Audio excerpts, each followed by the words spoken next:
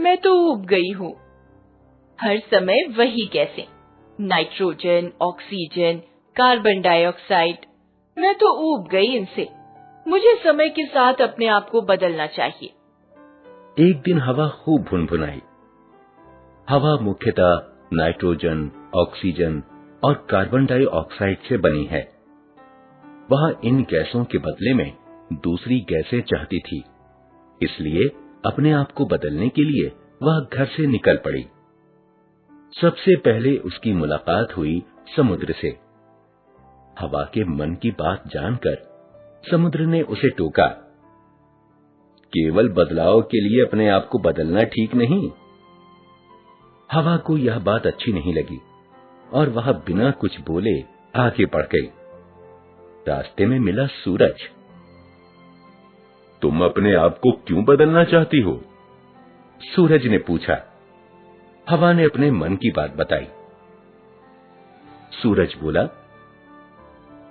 मुझे देखो, मैंने तो अपने आप को कभी नहीं बदलना चाहा। यदि हम लोग अपने आप को बदलेंगे तो धरती की हर चीज, हर प्राणी को नुकसान पहुंचेगा। फिर भी तुम चाहती हो कि ऐसा हो? हवा तो निश्चय कर चुकी थी। उसने सूरज की बात अनसुनी कर दी। वह आगे बढ़ गई। इसके बाद हवा की मुलाकात हुई धरती से। क्यों हवा रानी, बात क्या है? बड़ी उदास दिख रही हो। धरती ने पूछा। हवा की इच्छा जानकर धरती ने उसे समझाना चाहा।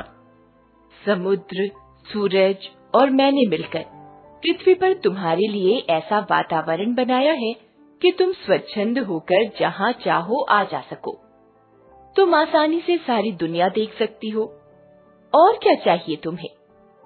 हवा पृथ्वी पर सरलता से सैर कर पाने के लिए समुद्र, सूरज और धरती का उपकार मानती थी। फिर भी वह बदलाव चाहती थी, इसलिए वह चुपचाप आगे चल दी। हवा एक पहाड़ी रास्ते से चली जा रही थी और सोच रही थी कि अब क्या करना चाहिए। तभी उसे जोर की आवाज सुनाई दी।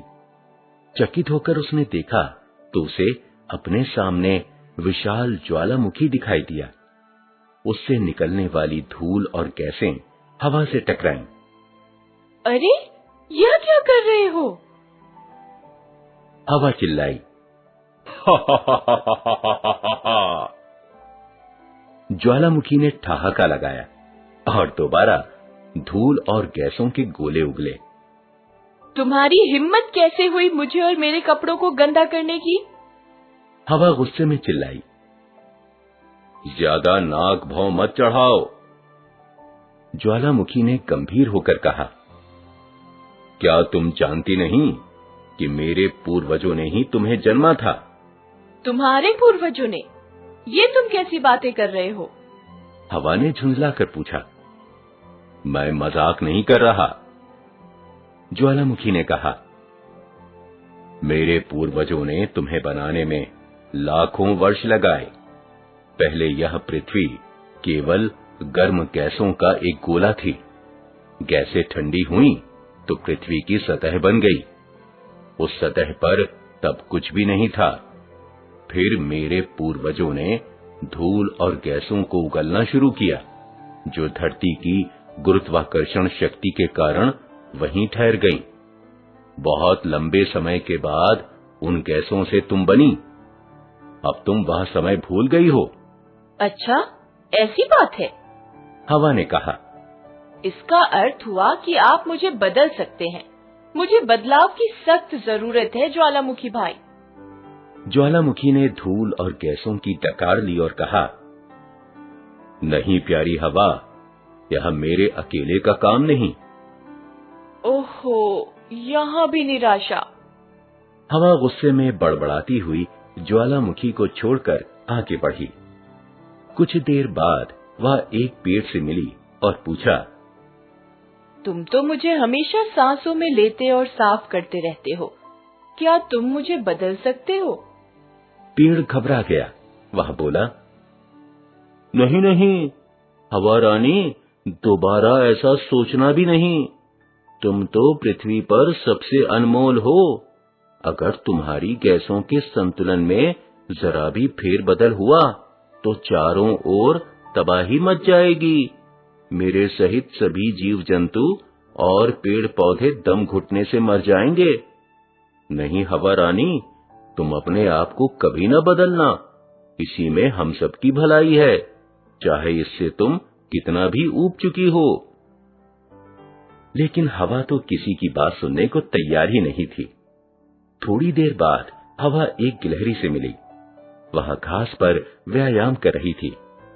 वह लंबी लंबी सांसें ले रही थी और छोड़ रही थी। जब हवा ने उसे बताया कि वह अपने आप को बदलना चाहती है, तो गिलहरी बड़ी हैरान हुई। उसने कौतूहल से हवा को निहारा। यानी तुम्हें कुछ नहीं मालूम है? गिलहरी ने कहा। क्या नहीं मालूम? हवा ने उत्सुकता से पूछा। यही कि मनुष्य तो बहुत पहले से ही तुम्हें बदलना शुरू कर चुका है। मेरा मतलब है तुम्हारी गैसों का संतुलन, तुम्हारी बनावट आदि आदि।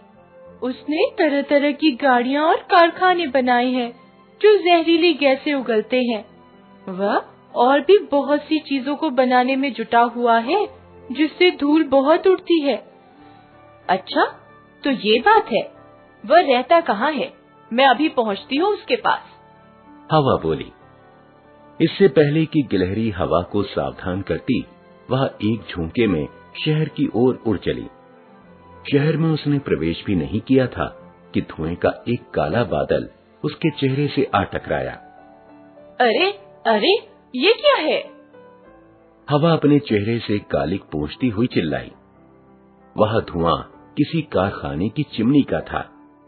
धुआं उमड़ घुमड़ कर बाहर आता रहा। अपने चेहरे को साफ करती हवा आगे बढ़ गई। जल्दी ही हवा शहर के बीच थी। जब वह चारों ओर से बड़े बड़े भवनों से घिर गई तो उसका दम घुटने लगा। तभी अचानक वह गाड़ियों के जमघट में फंस गई। ट्रकों, बसों, चमचमाती कारों और शोर मचाती मोटरसाइकिलों से वह टकराती रही। धुएं, धूल व बदबूदार गैसों से उसका दम घुटने लगा और वह खांसने लगी। इतने सारे वाहनों के शोर से उसका सिर चकराने लगा। अरे रुको रुको! हवा बड़बड़ाती जा रही थी, पर इसका कोई लाभ नहीं हुआ। धुएं, धूल और गैसों के कारण उसकी सांसें रुकी जा रही थीं। आखिरकार वह उन्हें सह न सकी और गाड़ियों की भीड़ से आंधी की तरह निकल भागी। शीघ्र ही हवा शहर से बाहर देहात के खुले वातावरण में पहुंची।